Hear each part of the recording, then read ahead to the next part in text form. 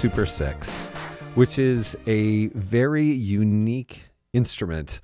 There's a lot of stuff I have to start off with to sort of express what is happening here before I can even talk about the oscillator, which is what this video is going to be about. So I'm going to try to very quickly cover some information that is relevant, because these oscillators are not analog oscillators. These are digital oscillators.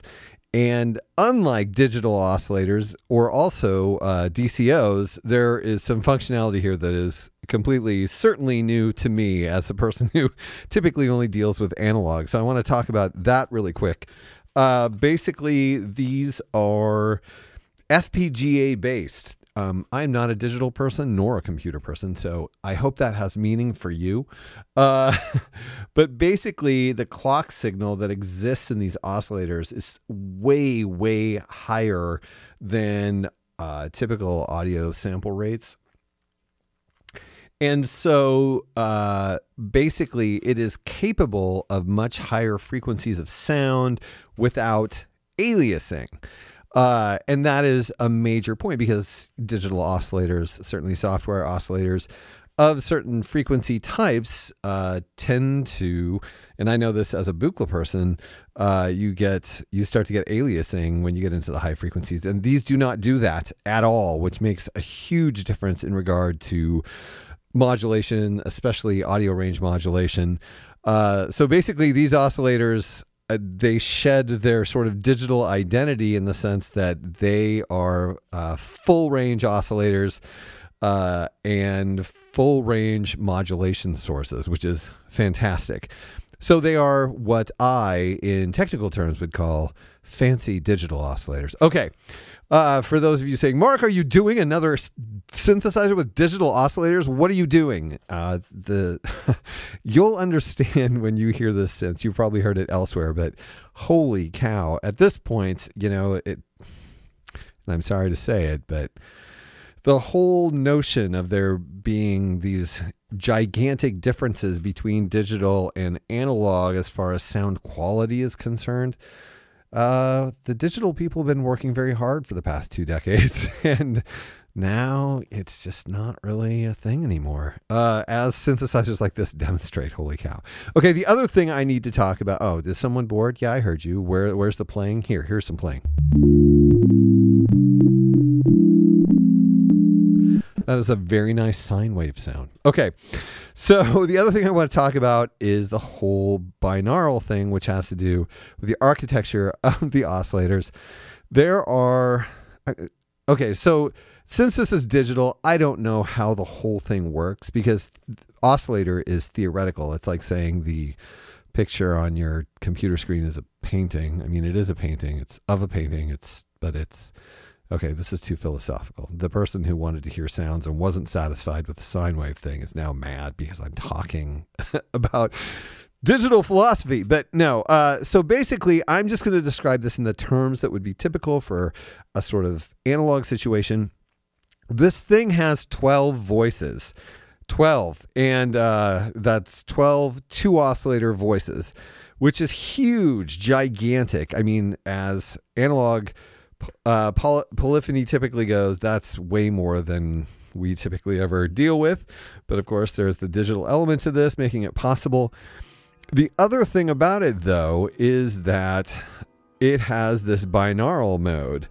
Binaural mode takes 6 of those 12 voices and puts them in one ear, and 6 of those 12 voices and puts them in another ear. And then you can have different settings for those 2 6-voice chunks, which creates stereo images, which is a very interesting concept. And it leads to these sounds that are luscious and beautiful and strange. It's very unique.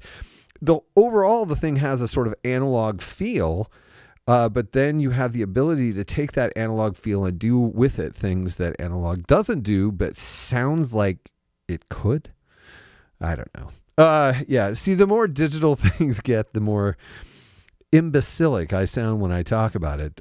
So I hope we can all enjoy that. Anyway, so I had the opportunity, we're going to talk about voice design later because there's a whole bunch of way more functionality here than we can see. Voice assign allows us poly 1 and poly 2.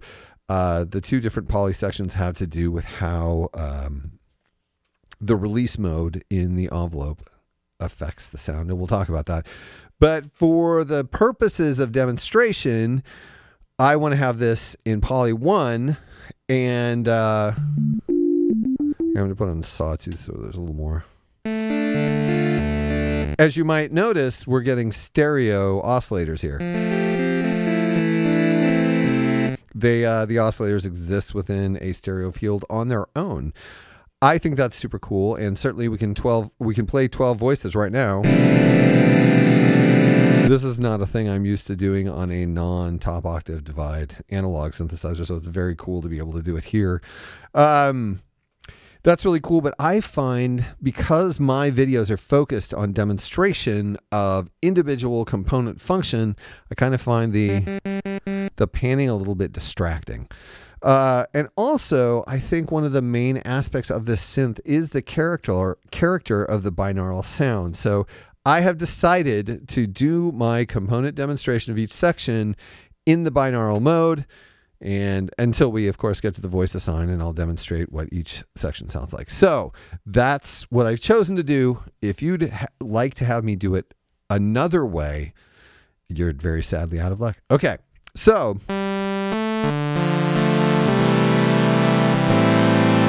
in this mode, like I said, we have two sets of 6 voices, each panned to different ears. And that's why, even now, with just a simple sawtooth sound,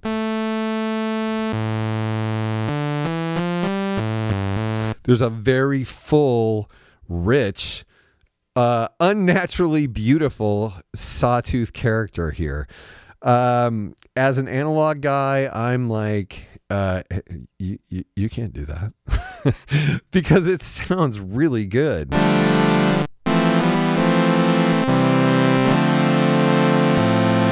This oscillator structure, concept, has a naturally full and rich tone.